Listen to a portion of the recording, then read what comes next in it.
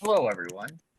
I'm Robert Greiger for the Cosmos Society, an online community for the exploration and study of the ancient world.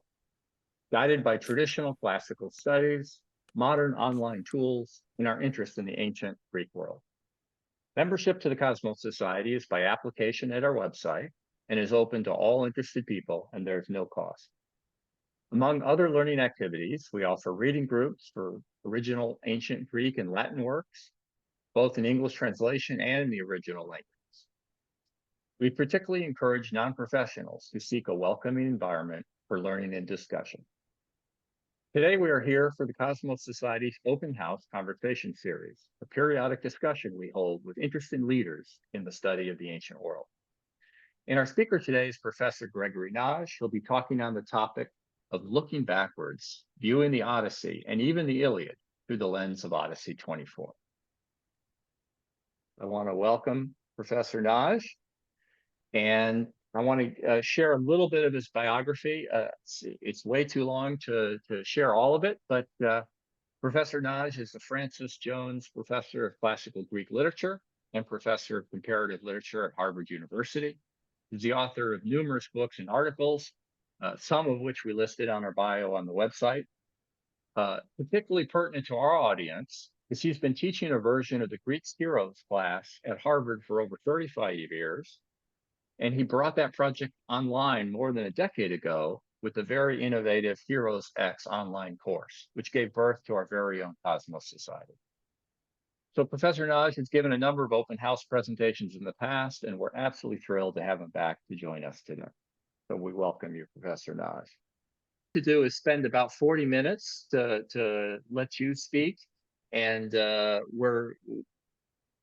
we would be interested in having your answer to the question. And then during the question and answer period, I think we can be a little more back and forth.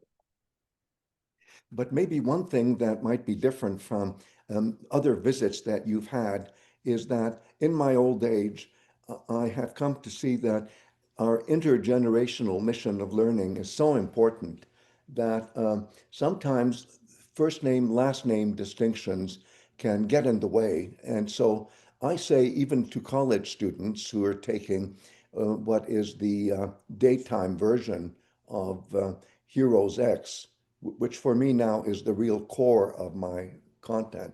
I even encourage college students, and for that matter, high school students, to call me Greg. But of course, so many of these wonderful people, they have such good upbringing, and so they can't bring themselves to say, Greg. So my latest thing is, okay, if you don't say Greg, say Professor Greg, at least in situations like this where we're engaged in intergenerational learning. And what I have to say about Odyssey 24 is something that I have written up in Classical Continuum. And dear Robert, since you're my pilot, we could even go to Classical Continuum just so people can see what it looks like when you land on Classical Continuum. And then you search for the particular content that I'm going to share with you now, but I will not read for you what I try to do in the format of an encyclopedia article, where I didn't really like the premise. The premise was that the editor recruited 24 experts in Homeric poetry. 24 experts in Homeric poetry. And I'm not saying that all these experts would have agreed with each other on many of the things they say, but that was the premise of the project. And so I got Odyssey 24, the last of the so-called books of the Odyssey. And what I did, so Robert, if you would search for, I think if you search for Odyssey 24, and Odyssey 24 is in Roman numerals, not Roman numerals, in Arabic numerals, you'll find it very quickly. What the encyclopedia did for the printed version is simply cut out 1/3 of what I thought was the best part. And then I thought, well, since this is a pre-edited version. I have quote unquote published online the full version of what I want to say about Odyssey 24, but I'm certainly not going to be able to say all of that. But isn't it interesting that there it is. There's the title, and Robert finds it simply by searching for Odyssey 24 on the search button for Classical Continuum, and you get this.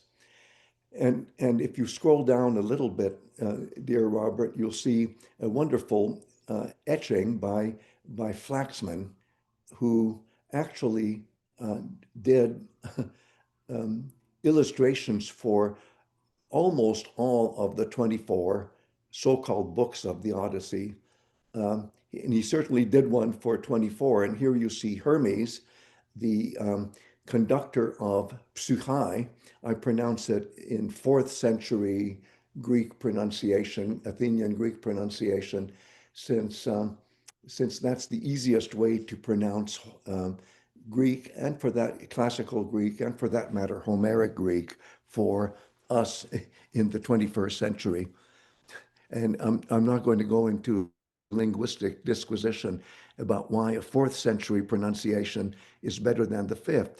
Enough to say that when Athenian citizens heard the recitation of Homeric poetry, both the Iliad and the Odyssey, what they would hear is precisely uh, a pronunciation system that corresponds best to around 399 BCE. I love that date because it's so easy to remember, and that's when Socrates, we'll talk more about Socrates later, was executed by the Athenian state in a state prison. So you see Hermes here in Flaxman's rendering, and he's carrying the caduceus, which is this symbol for transition from all um, oppositions in the universe. What is it? Light and dark, day and night, consciousness and unconsciousness, life and death, sky and earth. You name the opposition, Hermes mediates between the oppositions. And it's a good way, by way of this illustration, to tell you what everybody might remember about Odyssey 24, if you happen to have read it um, in translation, or for some of you even in the original Greek. What's happening is that the psyche, which I will translate for the moment as souls, the souls of the suitors whose bodies, I guess, are left behind in Ithaca after Odysseus killed them in book 23. Um, Hermes is conducting the psyche, the souls, let's call them, of the dead suitors to Hades. And there they are. And they're a sorry lot, aren't they? I don't know if you can make it a little bigger, dear Robert, the picture itself, but it doesn't matter if you can't. Uh, oh, you did do it. Perfect, perfect. Thank you. So, now, what I will do is let's keep it on the picture, because if if you want to read the whole essay, and that's a bigger essay than the printed version that will come out with Oxford University Press, this project about commentary on the 24 books of the Odyssey. It's better just to look at the picture for a while, and then when we need to look at a text, dear Robert, you and I, as your co-pilot, can scroll down and look at any text that you prefer. But since we're already 12 minutes into the formal presentation, let me just say that there are other things that are important in the contents of Odyssey 24. It's not just the journey of the psyche, I'll say it in the original Greek, which is the plural of psyche. Um, Not only the journey of the suitors, the dead suitors' consciousness or unconsciousness, soon to be, to Hades, which you should not think of in terms of heaven or hell or even limbo, but simply a transitional zone for whatever happens or doesn't happen in an afterlife. Um, there are two other important things that happen in Odyssey 24, and I want to make sure that I cover both of those. One of them is the encounter of Odysseus with his father, and you would call it in literature courses a recognition scene where the father recognizes the son validates his relationship with the father. But then the weirdest part, um, there is a vendetta scene. And by vendetta, I of course mean, um, the derivative of, in Italian, vendetta is derived from Latin vindicta, which we still have in terms like vindictiveness. Um, and so the families of the suitors who were killed in Ithaca, now we're switching away from Hades, which is the scene of the first part, and we're switching away from the garden of Laertes, the father of Odysseus, which is the second part. And here in the third part, it's just the island of Ithaca in general, and the people whose relatives were killed by Odysseus um, in the slaughter that happens in Odyssey 23.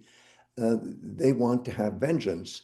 And so there's about to be a big confrontation where blood will be shed. Um, it- it- um, um, Except that the goddess Athena intervenes.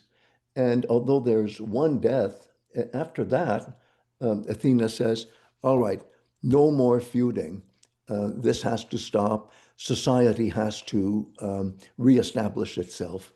And I've often thought, wow, this is so much like the third of the three tragedies composed by Aeschylus in 458 BCE. That's when it was staged. Sometimes we refer to it as the Oresteia trilogy. And in the third of those three trilogies, the Eumenides is the title. In the third, basically, Athena decides that there will not be any more vendetta in the city-state of Athens, which is the setting for the third of those three tragedies. In the city-state of Athens, we're now going to transcend the old ways of the heroic age when vendetta was the way to try to achieve absolute justice, which of course was never achieved in the heroic age. But in the democratic optimism of the city-state of Athens in the 5th century BC, right in the middle, 458 BCE, um, the idea is that the city-state of Athens, as this new political form called democracy, is going to do away with the dysfunctional world of heroes. They may have been larger than life in many good ways, but they were also larger than life in bad ways, including terrible bloodshed, where vindictiveness or vendetta was the norm. And so basically, Athena says, no more of that. We're now a civilization. We're now a democracy. And so now we have trial by jury. And from then on, dike is not just absolute justice, it's also a trial, a trial that is held, any trial that is held. Well, that's pretty idealistic, as if every trial that ever happened uh, since the heroic age and since Athena, shall we say, invented trial by jury, as if every trial that ever happened after that would be an exercise in absolute justice. Hardly that, but at least that's the ideal, isn't it? So I'm saying what you already see in the Odyssey is a kind of prototype of this idea that vendetta, taking vengeance without law courts, has to stop. Of course, the Odyssey isn't going to talk about law courts because the narration of the Odyssey, the setting of it, is in a time when there were no law courts, where it was still a heroic age, where all sorts of larger than life things happened. As I say, mostly good, but some very bad. very, very bad. And it's the, shall we say, the moral imperative of whatever the audience is, or should I say the group is that is taking part in a performance, for them to feel that the rethinking of things that happen in myth improve society. So it's a very socially optimistic thing, even though in both epic, which is of course, so to speak, pre-polis, pre-city state, and in tragedy, where the present of performance is the city state, in both these settings, technically, um, there is optimism about the future of the world, even if the past has to keep on getting processed. And I so like, dear Robert, that and I hope that I can continue to call you by your first name, and everybody should call me by my first name. But I hope, dear Robert, that you will appreciate a side note here about the name of this beautiful organization, Kosmos. Kosmos, of course, is what gives us the word cosmos when we use it in English with a Latinized C. Sure, it's the macrocosm, so to speak, of the universe. But interestingly, poetry, for example, the poetry of Homeric epic, like the Iliad and the Odyssey, in terms of the poetic craft, the organization or even the composition of an epic like Homeric Iliad or the Homeric Odyssey would also be technically cosmos because it's beautifully arranged, so to speak, just as the universe is beautifully arranged, even though there are messy parts in the universe and there are messy parts in the poetry. But the dominant part is the beautiful arrangement. Why do I keep talking about beautiful? It's because now let's get individualistic. The person who is in a religious, or shall we say, myth ritual complex activity, like, for example, a beautiful procession in honor of a god or goddess, that person should be done up perfectly well. And that word would also be cosmos. So if I have a good hair day, if the pleats of what I'm wearing are perfectly aligned, uh, uh, if my face looks radiant, uh, then it's a good cosmetic day. You see what I'm saying? Cosmetic is the way we talk about how this universal ideal of orderliness, which outbalances disorderliness, is also part of our human existence if we're properly functional members of the organism, which is cosmos. So what a beautiful society you have. This is like a fourth category, somewhere between uh, the beauty of a composition and and the beauty of the individual event which we're participating in. Oh, and shouldn't I mention yet another aspect of cosmos? If you're a believer in constitutional law, and if you're a Spartan, guess what you call the whole body of customary law that the Spartans abide by and have to renew every year, never in writing, always orally. You must never write it down. Herodotus, the so-called father of history, calls that a cosmos. So, what a wonderful event we're in. So, if it's true that let's say the Odyssey is a beautifully ordered totality, a kind of a reenactment of the beauty of the universe and the orderliness of the universe, then how come some of the greatest experts in Homeric poetry, like the people who ran the Library of Alexandria, uh, uh, how come people like Aristarchus, who was maybe the greatest editor of Homeric poetry, the text of Homeric poetry, the remaining text of Homeric poetry, how come he says, well, the Odyssey really has its telos? And I think what he means by telos is its structural fulfillment. I don't quite want to say it's the end of the Odyssey, but he thinks it happens in 23. Well, what about 24? And in a sense, it is true that the agenda, the poetic agenda of the Odyssey, pretty much come to a fulfillment by the time Odysseus A kills the suitors, thus avenging the injustice that has been committed against his kingdom, and thereby reestablishes his kingdom thanks to his wife, Penelope, with whom now she, excuse me, he connects um, in a perfect way, in a ritualistically perfect way, and a mythologically perfect way. So if it's true that the agenda of the Odyssey come to a fulfillment, or I might even say end, uh, in book 23, then what are we doing with book 24, which is what my focus is on?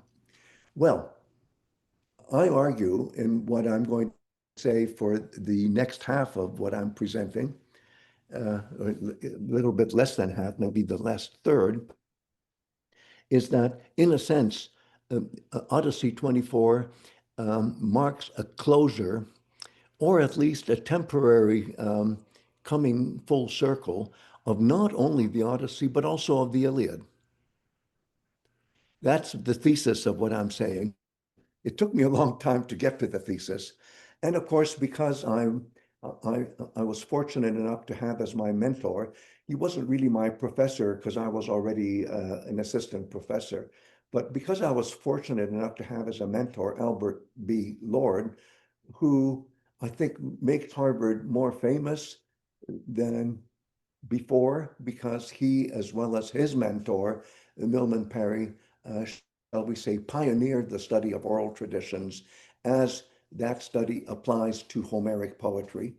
Um, in the light of my, shall we say, academic formation, I must tell you that I don't even like to say book 24. I prefer to say Rhapsody 24, because that's what the ancient world called these 24 so-called books of the Iliad, books of the Odyssey.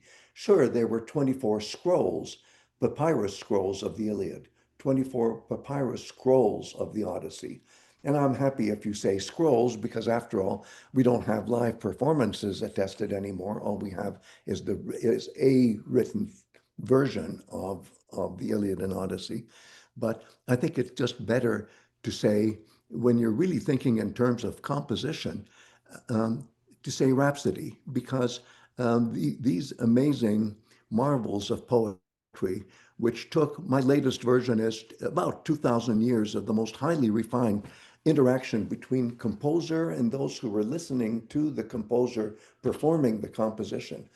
If if these marvels took, let's say, 2000, and I could add a few years if you want, years to reach the perfection of composition, if you like, the beautiful arrangement, the cosmos that they have achieved, well, then um, don't you think it's worthwhile to think of it in terms of performance units, performance units that are meant to be heard, that are meant to be visualized, not necessarily by reading. So sure, we're forced to read it, but what we have to imagine is what it's like for a group. And I don't even like to say audience, because I don't know whether you can see me, but if I cross my arms like this, you know how audiences in our world will be, okay, what am I being presented on stage?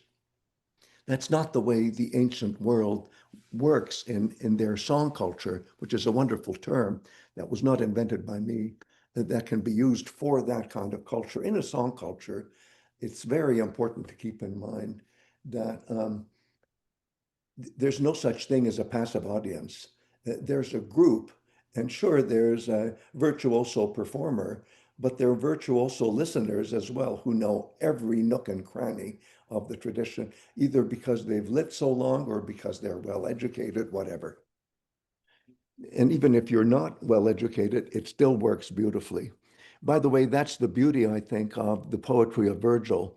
You know, high school students can qualify for all sorts of advanced Latin, because in senior year, they read Virgil. So some people think, oh, Virgil's so easy. In my old age, I now think Virgil has absorbed everything about Homer, not just the Homeric poetry that we have in its textual form, but other textual variations. But that's another story. Let me now say a little bit more about why the Odyssey is looking back by way of those three components that I've already outlined, which is the sojourn in Hades, the visit to the Garden of Laertes, and then the ending of Vendetta. Those are the three parts. Concentrating on the first of the three parts, I'm going to argue in what time remains for me for the formal part of what I'm saying, that in a sense, Odyssey 24, especially part one of the Odyssey, the sojourn in Hades, is a coming full circle of the Iliad as well as the Odyssey. So in a sense, it shows you that there was good reason why the ancient world attributed to one super master poet who was mythologized as Homer, the quote unquote authorship of these and only these two epics by the time of Aristotle. Aristotle no longer believes the way people centuries before believed that, for example, the epics in the so-called cycle, like the Song of the Ethiopians, or the so-called Little Iliad, or the destruction of Ilion, or the Nostoi, the homecomings, how those things were not by Homer anymore, as far as Aristotle was concerned in the fourth century, but in centuries before, oh, they were just as much part of the Homeric repertoire as the Iliad and the Odyssey. So you can see how even the ancient world was making distinctions. These two, Iliad and Odyssey, are the premier epics of Greek civilization. And that's certainly just a historical fact for the historical period. So here's where it's interesting that one hero whom I think most of us in today's world love to hate more than any other hero, even if other heroes might deserve our dislike more, is Agamemnon. And it's funny that even in Aeschylus's Agamemnon, which is the first of the three tragedies in the so-called Oresteia, even there he is so unlikable, isn't he? And he's unlikable. For one main reason, I think, is that he doesn't understand what true love is. And even in the Iliad, he talks about, well, I prefer this love slave, Chryseis, to my own wife, to whom he refers as Kyrie, which should mean, this is a crude paraphrase, childhood sweetheart, because ancient Greek society was very interested in who your first love was. Reminds me of this quiz show. It shows you how old I am. Back when young Greg is watching television and there's a quiz program, and an old lady is asked a quiz question: who was the first man? And the old lady says, none of your business. That was meant to make you laugh.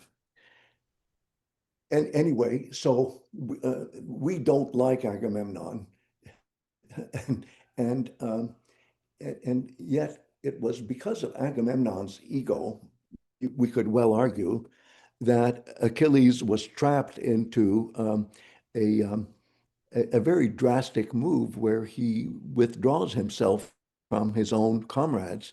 And that leads to the main plot of the Iliad, where Trojans are on the winning side and Achaeans are on the losing side until Patroclus is killed. Achilles is alter ego, but you know all about that because you are veterans of reading Homeric poetry. Um, in Iliad 18, uh, but also in later rhapsodies of the Iliad, Achilles really regrets that all of this happened because he realizes that the outcome was that he lost his other self, Patroclus. So that's why Achilles is the man of constant sorrow. But here we are now, sojourn to Hades 24, and who is the focus in this so-called stay in Hades in Odyssey 24? I hope I said Odyssey 24, not Iliad 24, in which case I don't know what we'll do in reverse editing, but I just correct myself. Anyway, in Odyssey 24, um, the two major characters in the retrospective on the Iliad are, ta-da, Agamemnon and Achilles. Agamemnon is the first to encounter, or should I say the psyche, the disembodied conveyor of identity after death. The psyche of Agamemnon uh, is the first to encounter the newly admitted psyche, where they're not admitted, they're still in transition. But anyway, the psyche of the killed suitors.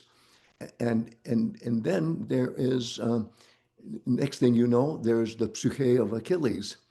And and they're not, especially in the case of Achilles, they're not really in Hades. They are they are in points where they wind up after the transition.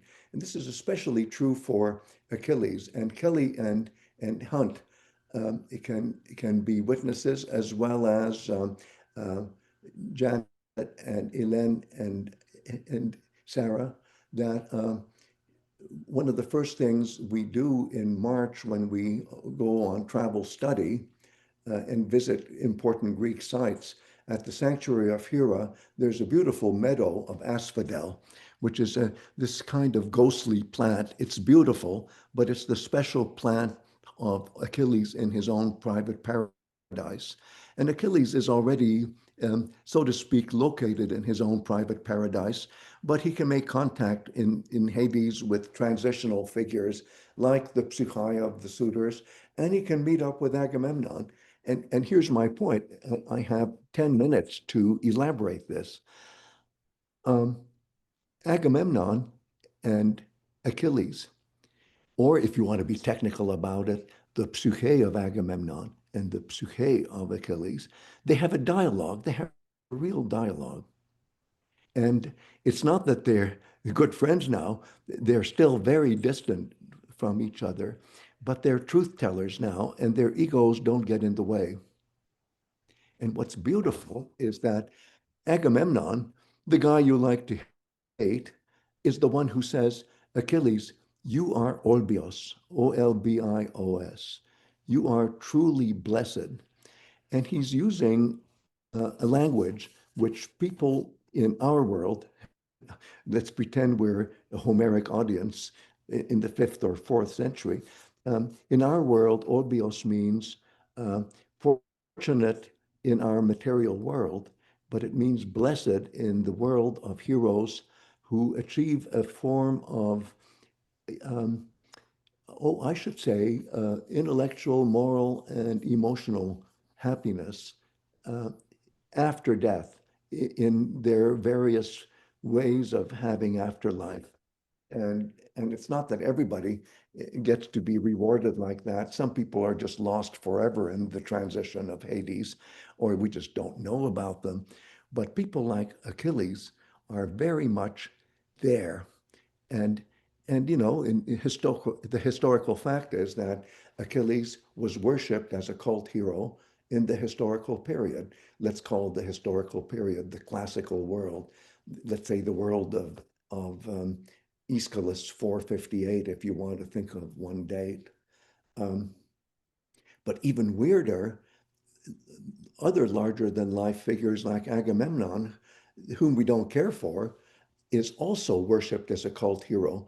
And when we go on travel study in middle March, in this Harvard alumni sponsored event, which is now getting more and more, I think, idealistic in, in bringing Harvard College students who can't afford to go otherwise to come along. Um, in that world, what amazes me is when we go to the museum of um, Mycenae, uh, there is actually evidence there. There's an inscription that shows that Agamemnon was worshipped in the nearby city of Argos as a cult hero. So they're all cult heroes, and technically they're all olbioi. It's just that some forms of blessedness in the afterlife are more happy than others. And what Agamemnon is saying to Achilles, and I've got to emphasize this, you are so fortunate in your blessedness. Why? Because you got a kleos, you got a glory that is not ever going to wilt.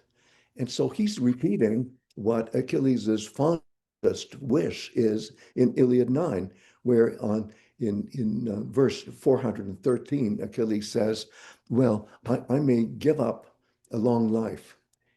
That seems to be the choice I have if I want to have a kleos, to have a glory, the kind of glory that's conferred by epic, including the Homeric Iliad.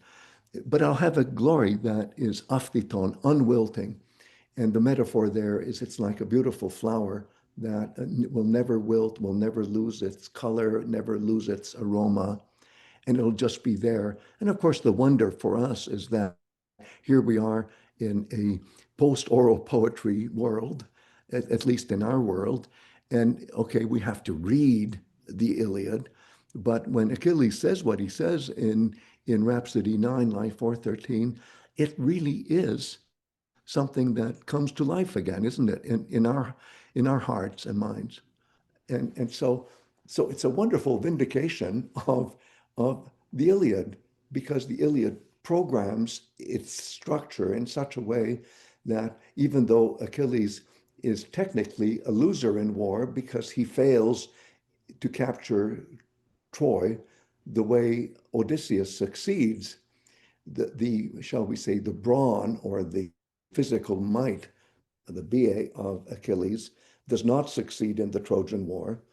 It's the brilliant mind of Odysseus who invents the Trojan horse that succeeds. And yet the Iliad, which means in the original Greek, the Song of Troy, does not belong to Odysseus, even though he's the real conqueror of Troy. And that's what the beginning of the Odyssey is saying. No, um, um, Achilles, Achilles is the one who owns the Iliad, so to speak. The kleos aphthiton, the glory that will never wilt, belongs to Achilles. That's why Odysseus has to do the alternative, which is the nostos, because uh, if he doesn't get kleos for his nostos, for his safe homecoming, then he's out of the picture completely.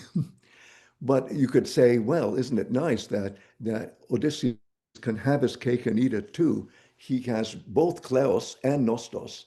But the thing is, he gets kleos only because he gets a nostos, whereas Achilles has this choice.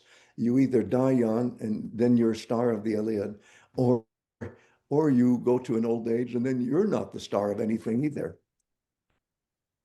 I just love that. So you see how, again, inspired by the beautiful word that drives the idealism of this, our group, you see how, in a sense, that orderliness, even though there are messy aspects to it, but the orderliness prevails, is what makes, I think, Odyssey 24 not only a masterpiece of tying everything together, but in a sense validating uh, the beauty, and I'm saying the orderly beauty of not only the Odyssey, but also the Iliad. So maybe I should stop there. In fact, I'm 3 minutes early, uh, but I'm trying to be compliant with, I think, the beautiful rules of the cosmos that Robert has set for me. But I hope this gives us lots of time for dialogue. And I'm saying dialogue because the picture that I think some of you didn't see, because I was just doing a sneak preview with Robert and whoever came early to Cosmos. But maybe, dear Robert, now if we could feature as our picture uh, the place where Socrates died. Can That's everybody see it, I beautiful. think, Thank now? you. Yep. And so for those of you who who tuned in at the right time, but I was already, shall we say, chattering away before the official recording began. This picture, which was taken by our dear friend Hunt Lambert in 2015, it was, is a picture of the foundations of a building that was used in Athens in the year 399 BC as a state prison. And it was there that Socrates, uh, whose death is beautifully narrated in Plato's dialogue called the Phaedo. It is here where Socrates was forced to drink the hemlock. And, and dear Robert, if you could show the picture right underneath, which is again a picture taken by Hunt Lambert, 300, let's try that again, 2015 is when he took this picture. And this is in the Museum of the Agora, and various artifacts that were found in the Agora, which is the general place where uh, the prison, the state prison, was located. Uh, these artifacts are located here, and the archaeologist Eugene Vanderpool is not saying that one of these vials, which were used to execute prisoners of state um, at that building. I'm not saying that any one of these was the vial that was used to execute Socrates, because we don't have precise datings for the vials themselves. But obviously, the Athenian state went merrily along using these vials for executing people, right? And so why is this relevant to everything we've done? Because if you read the apology of Plato, which doesn't mean I'm sorry, it means a speech by Socrates defending his life and times. It's an apologia, uh, a defense of his life and everything he stands for when he's being put on trial. Uh, and really, the trial is called dike, which is justice, but is this justice? Um, so, so why am I bringing this up? Because at one point, Socrates says, and this goes back to what Agamemnon is saying to Achilles, or if you like, the psyche of Agamemnon is saying to the psyche of Achilles, or do you want to say ghost of Agamemnon, ghost of Achilles? Anyway, what Agamemnon is saying to Achilles is, is Achilles, you are Olbios. And that kind of cult hero status, where you use this word, and we know this from Herodotus, the so-called father of history, that Olbios, when you worship a hero as a cult hero, in other words, after death, the blessedness of the hero, which is contagious, because if you worship properly, you get blessed too. That transcendent meaning, which is all about heroes, that meaning, Olbios, is already there in Odyssey 24, and it's Agamemnon of all people, or of all Psyche, who says to Achilles, you know, you are Olbios, you are blessed. So how does this relate to the apology? It's because he's saying, Socrates is saying, well, even though we call trials today in Athens dike, which should mean absolute justice, where I'm going after I die, there dike is administered properly by dead heroes. And one of the first he mentions is Aeacus or Iacus, who's an ancestor of Achilles, by the way, interestingly. And he says, well, then I will actually meet these exponents of perfect dike. Wow, what a thing to say. But it gets better. It's not just that he wants to meet them. He's already thinking out loud in front of this vast jury. It's not just a small number. Athenian juries were very big, but he's saying to the jury, well, uh, when I die, I hope to achieve decay. He says, well, of course, maybe there is no afterlife. He leaves that door open in the apology as composed by Plato. He leaves that open. He says, well, maybe death is like a good night's sleep. But that's tricky too, because a good night's sleep, how do you know you had a good night's sleep unless you wake up the next morning? Clever, no? But anyway, he says either it's that or it's the teachings of Orpheus, and he loves to cite Socrates loves to cite not only um, Homeric Iliad and Odyssey, but also three previous poets. And that's the canonical way of doing it. And that's Orpheus, Musaeus, meaning the man of the muse, Hesiod, and then number four, Homer. But basically, uh, he is, or may I say, Plato Socrates is tuning in. Oh, I now went 3 minutes over my time, but this is part of Q&A, you'll see.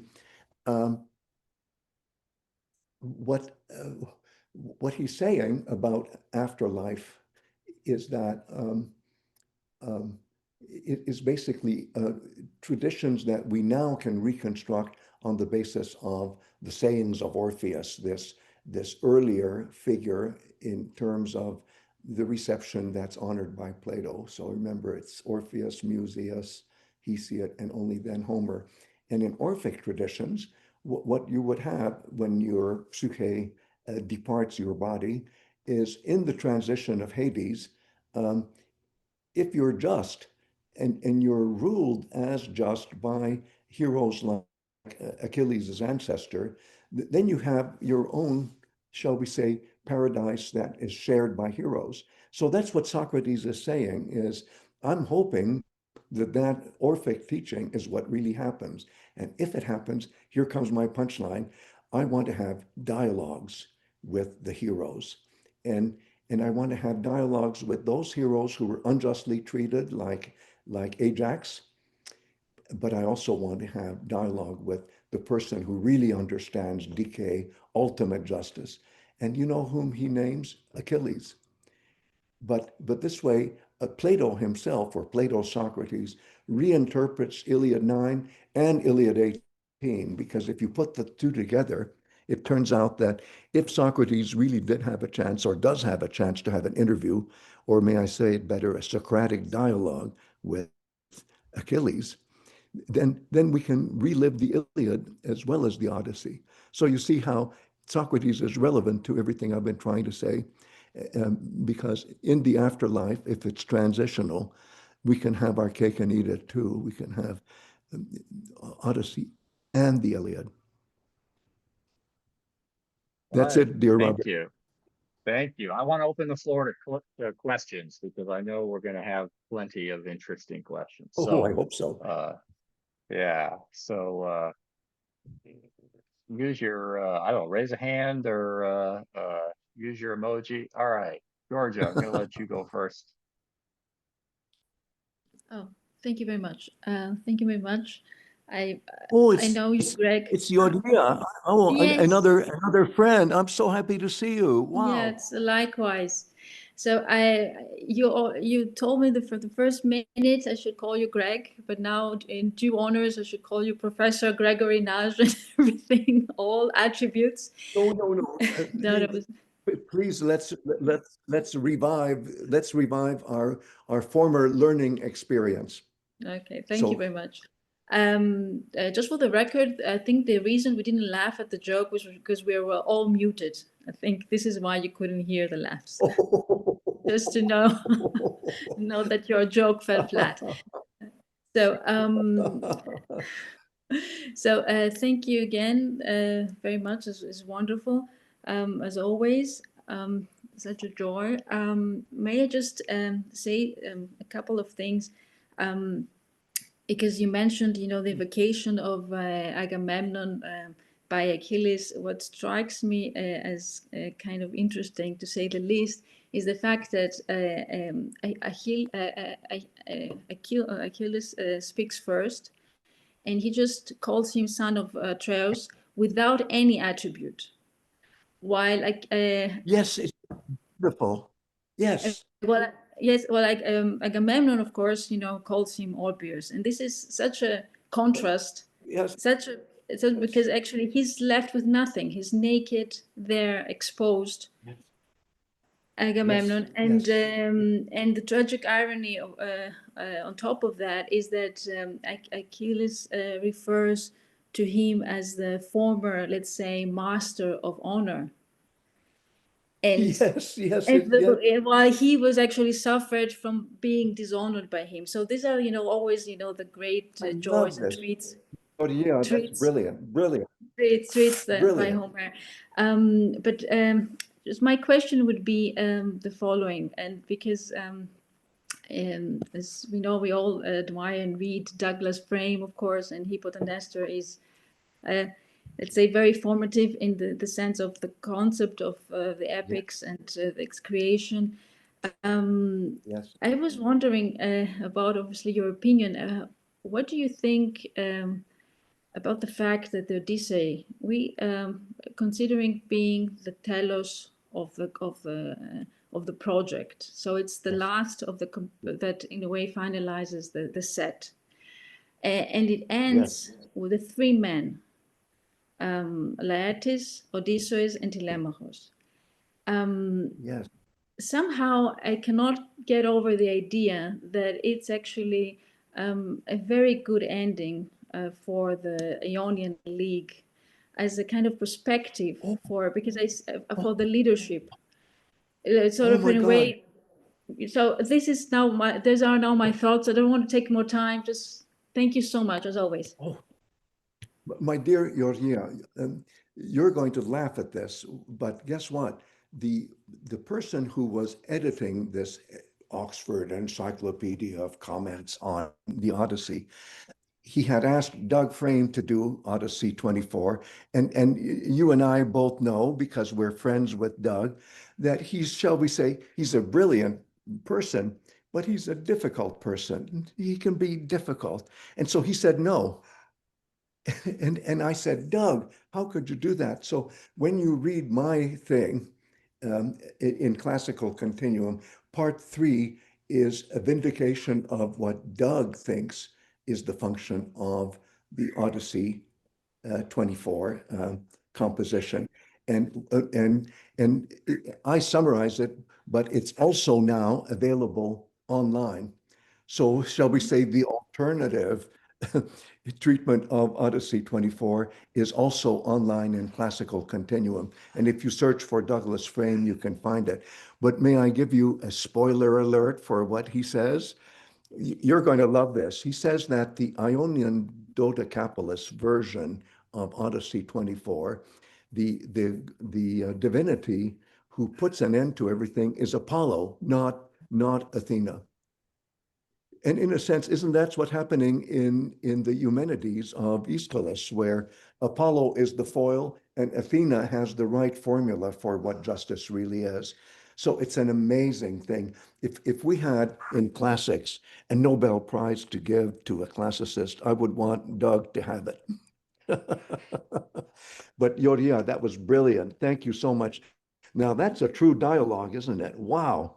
Um, and I Yeah. love the way Yoria modestly says, well, i- before she asked the question, she has wonderful solutions already. I'm so sorry. I I- didn't mean to. It was not. It no, no, was not no, rhetoric. no, it was innocent and beautiful. Thank you, Yoria. Thank All you. right. Who else has a question? I don't want to dominate, but I have a question, so I'll take it. Oh, You sorry, go, Elena, Robert. go ahead. Listen, you're an alumnus. You're entitled. No, actually, what I want to say was sparked by what I just heard. So about the what you were saying, Georgia, exactly, the Apollo, about Apollo. Yeah. What is so funny is though that Odysseus had made sacrifice and had expiated Apollo in Iliad 1 already. Yes, So yes, yes. so Oh, so that would it, be it's a redundant beautiful. perhaps. I so agree. In other words, I think that's a brilliant observation. What we really see is a coming full circle of the role of Apollo uh, in Iliad 1 and at the in the frame reconstruction of Odyssey 24 in part 3 of Odyssey 24. I should also say just very quickly, um, uh, because both you and our Georgia earlier were alluding to other things that are happening, including the reunion of generations. So there's Odysseus, who's still Age of Heroes, but Telemachus is no longer Age of Heroes. And then what about Laertes, uh, the the, uh, the grandfather in this scheme? I'll try to be very quick here, dear Robert, because I'm also interested. You really should have your last word or latest word. But could I just say, this is so wonderful that in the Garden of Laertes, uh, I think we moderns think, what a sadist Odysseus is, that he's essentially testing his father, saying, oh, I'm a stranger, and oh, Odysseus, he died. And then the father starts weeping and weeping. And then when he says, oh, Dad, it's really me, you'd say, my reaction as a grandfather would be, you jerk. Why did you make me suffer like this? But the thing is, it's not so much personal testing. It's the testing of ancestry by the medium itself. In a sense, Odysseus has to do that kind of testing. And I can give Korean epic examples of similar things, which are not related. But here's my point: is then in a sense he has to test the father. If the father has to test the son by saying, uh, now, don't you remember where you are right now? And then Odysseus says, sure, when I was a kid, you would take me to the garden every day. You'd show me every plant. You'd show me every conduit of where the irrigation channels are. And then he passes the test by knowing what he learned as a boy and growing into adulthood, everything about the garden. And of course, the garden is the perfect symbol. Did I say symbol? That can be so misused, but you understand what I'm saying. The perfect symbol for justice, for decay, a straight line or a flourishing garden. So it's a beautiful vindication of the justice that happens when generations reconnect. And, the opposite would be if you're nepios, which etymologically really means being disconnected. But when you're apios, in Homeric poetry, it's apios hoste pater. It's whatever that positive back formation is. It's gentle or understanding like a father. But the thing is, uh, and we know this from Indic traditions, especially in Brahmin families, when, I'm sorry that this is so sexist, but when a boy becomes a man, then the father is promoted to be the most near ancestor. And that means if you have to go all the way back to 17 generations, you have to bump off number 17 because it has to stay number 17. And I never understood what the Latin names like Quintus and Septimus mean. What on earth does that mean, Quintus? Is it fifth in a brood of five? Septimus, seventh in a brood of seven? No, it's somebody who's been programmed to be modeled after an ancestor who's 5 generations earlier or 7 generations earlier. So it's this ancestral connectivity that happens in part 2 of Odyssey 24. I just I just think it's so beautifully, are you ready? Cosmic. But dear Robert, have I eaten into your time? You must ask a question. Oh, and Elaine has to ask. Go ahead. Yeah.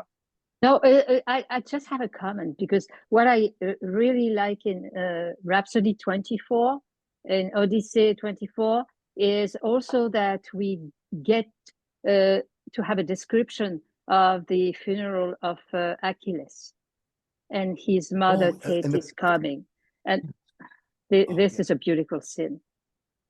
So we get the end beautiful. Of the Iliad. And oh God, I just love that. And unfortunately, it doesn't vindicate Ajax. But that's another story. And may I advertise?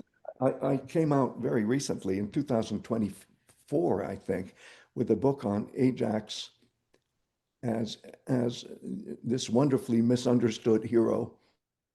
And it's available for free on Classical Continuum.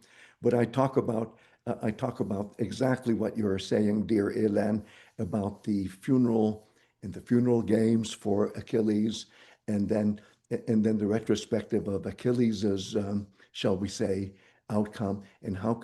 But then it glides over the fact that the armor of Achilles is not inherited by Ajax, and so poor Ajax gets a bad treatment there too.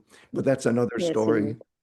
It's Yeah. another Okay, story. I want to be respectful for Greg's time. We're already really over. So Oh, last question is going to go to Maria, and don't make it too long, Maria, so we No, can no, go that's I ahead. won't make my response too long because then maybe we'll also hear Robert. But dear Maria, I'm so happy to reconnect with you. thank you very much. That's a very general question. It's related to, of course, to what you are researching and to Homeric epic and to your former teacher, Albert Lord. Recently, I've been learning Turkish, so I'm delving into Anatolian song culture. And I have Yeah, discovered a singer who it's a very old one. He has passed away. His name is Ashik Veysel, and he was born blind, yet he continued the oral tradition of Turkish yes, songwriting and performed by a bağlama.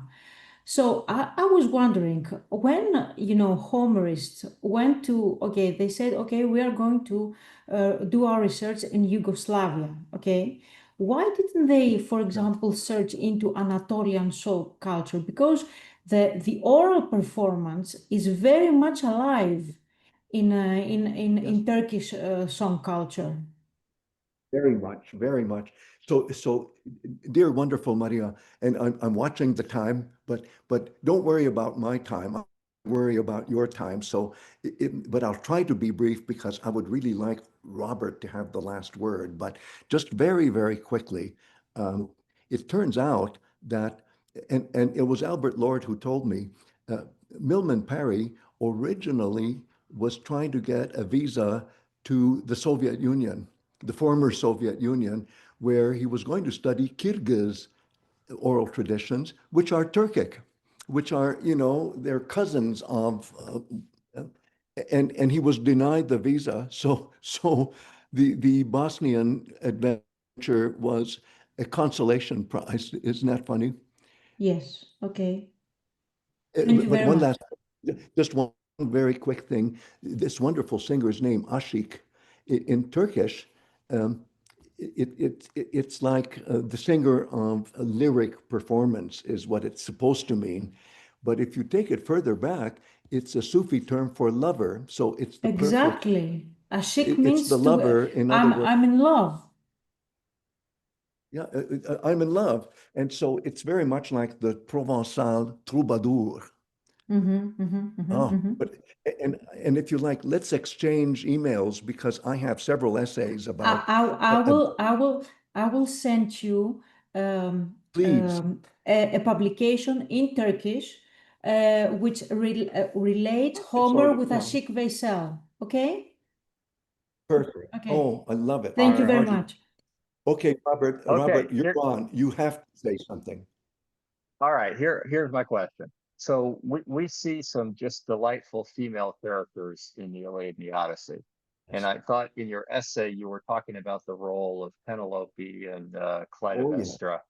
What Yes. what what is the fact that those two women are talked about in 24, Odyssey 24? How does that fit into this looking back at? You see, I think, dear Robert, that's the perfect question. And Frankel, in his commentary on the Agamemnon of Aeschylus, thinks that Clytemnestra and Clytemnestra are respectively, um, how shall I say it, older and newer versions of Clytemnestra's name. But you can argue, and I argue in that essay, as you obviously know, that actually Clytemnestra's name is a nomen loquens, which means both, famous for the the deceits, the deceptions that she devised, or famous for all the people who courted her, but that would be her twin sister, Helen.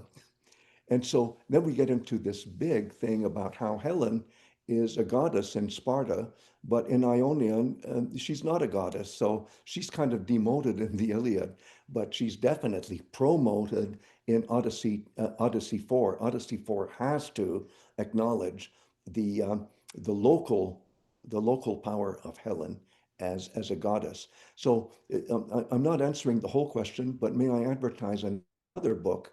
Well, actually, I can advertise the same book that I just advertised. In the Ajax book, I have a pretty good riff on how to reconstruct, shall we say, Helen and Clytemnestra, and how Penelope is the perfect foil.